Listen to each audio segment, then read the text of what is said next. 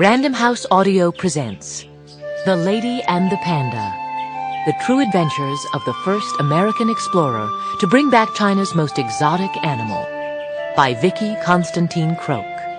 Read for you by Jennifer Van Dyke.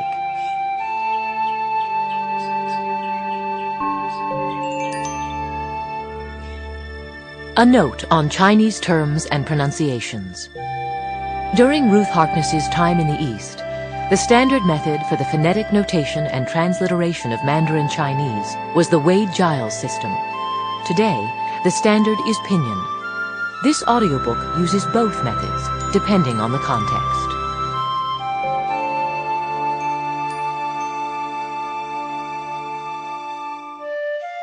It was a bitter winter night, February 19th, 1936, and on the outskirts of Shanghai, far from the neon and the wailing jazz, 34-year-old William Harvest Harkness, Jr. lay in a private hospital, blood-stiffened silk sutures tracking across his pale abdomen. He was dying, and alone in his agony. His original expedition mates, 4 adventurous men with dreams of capturing the giant panda, had all deserted him long before. His family, including his young wife back in Manhattan, had no idea he was even sick. With what little strength he could summon, he had been writing sunny notes home that masked his horrible condition. Perhaps he really believed his own words, for just weeks earlier he had been pressuring the doctor to release him so he could get back to his campaign. But finally, on this frigid night, scarred by other attempts to scalpel tumors from his neck and torso, and wretched from his latest incision, he found himself unable to eat or drink, then even to breathe. The sportsman who lived to rough it in the wild died under starched white sheets, in a ward reeking of antiseptic. His young life had ended in the pursuit of the most mysterious animal of his time, yet he had never managed to set a laced boot in the great snow-covered mountains that separated China and Tibet. A world away, back in the noise and lights and rush of Manhattan, it had been an even chillier winter, one of the snowiest and coldest anyone could remember. Late in the afternoon, on the very day her husband took his last breath, Ruth Harkness was making her way home from a salon where she had enjoyed a luxurious shampoo. Friends were due for cocktails shortly, and in the larger scheme of things, she had even more to look forward to. Now that things were beginning to go well for Bill, she thought, he might just be home within months. Then the two of them could travel the world as they had always imagined. But as she stepped inside her comfortable West Side apartment, before she had time to hang up her coat, her maid and her houseguest, Margaret Freeland, confronted her with the horrible news. Bill was dead. A cable message had been relayed by telephone. Her first reaction was stunned disbelief. It was too awful to accept. This must be some fantasy of the press. Reporters were fascinated by Bill and the other men of high adventure, but in their hunger for sensational stories, they were always getting things wrong. It had to be one of those false bulletins. Surely, over the course of the afternoon, that would become clear. So she waited, as the winter darkness descended and the lamps inside the apartment were snapped on. But hours later, a telegram from Secretary of State Cordell Hull made it official. The love of her life was gone. The devastation of that loss would consume her for weeks and haunt her always. "Do you have that tremendous necessity of needing one person?" Ruth Harkness would ask a friend in the bruised aftermath of Bill's death. "Some person who understands you and trusts you completely in everything you do and you are, and ever can or will be. Someone with whom you can let down all barriers, all pretense of any kind, and still be liked or loved. That is what Bill meant to me, and in return I gave him what he needed." Through their 10 years together, few understood the singular nature of their bond.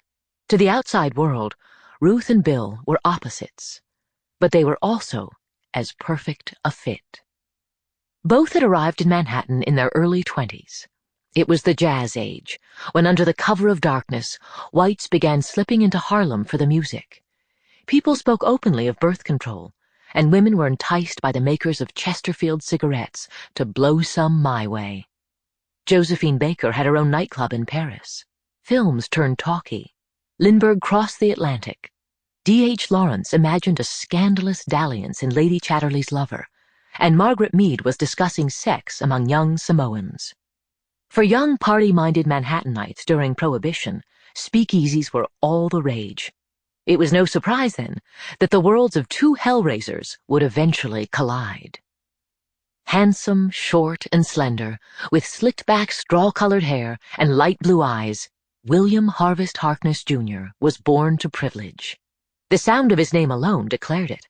He was not a member of the famous Standard Oil Harknesses, but Bill had graduated from Harvard, class of 1924. He was a rich boy whose name showed up in the society pages, the son of a successful New York City attorney, and the scion of a wealthy New York family, as the press described him. The Harknesses were powerfully connected and accustomed to doors being opened for them. But those points alone certainly would not have been enough to attract Ruth. Bill Harkness also had grit and smarts and a wry take on the world. Never arrogant, he was nonetheless sure of himself and unconcerned with proving anything to others. His singular nature defied easy definition. Both bookish and athletic, cynical and sensitive, Bill Harkness was a man of appealing contradictions. His complicatedness was something that Ruth would love. In Ruth, Bill saw a novel act. She was nothing like the girls he had met at Harvard dances. With her black hair parted in the middle and pulled severely back, a penchant for the dramatic, even exotic, in her dress, and a fondness for bright red lipstick, Ruth Elizabeth McCombs stood out. She was a newly minted dress designer who possessed a rare polish and poise. Speaking with a cultured lilt, she had a deep voice and a light wit. She could fill a room with her presence, her outsized personality invariably prompting people to say that she was tall, even though she stood only 5'4". She had, according to one society watcher, that quality which Hollywood chooses to call glamour. Over the years, her panache would carry her through lofty circles in New York City and beyond, bringing her top-notch invitations wherever she went. She appeared the ultimate city slicker, but had started life as anything but. Born on September 21st in the year 1900, the third of 4 children, she came from hard-working, frugal stock in Titusville, Pennsylvania, with American roots going back to the 18th century. Her father, Robert, was a carpenter, lean, fit, and kind. Her mother, Mary Ann Patterson McCombs, was a bit bulky and more than a bit stern.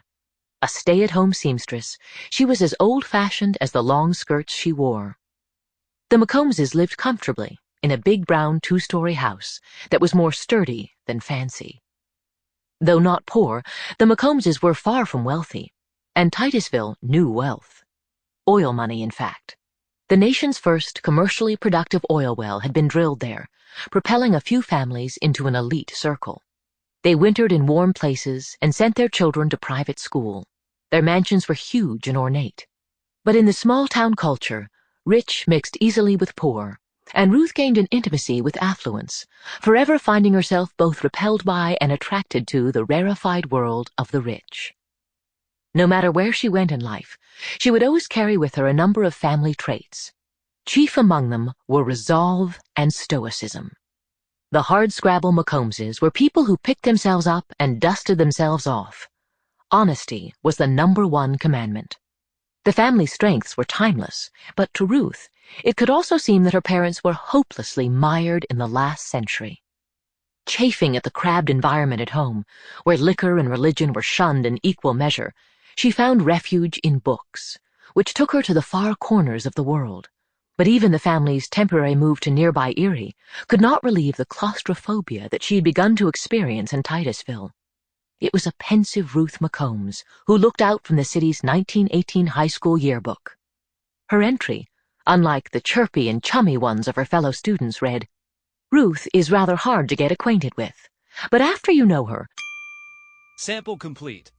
Ready to continue?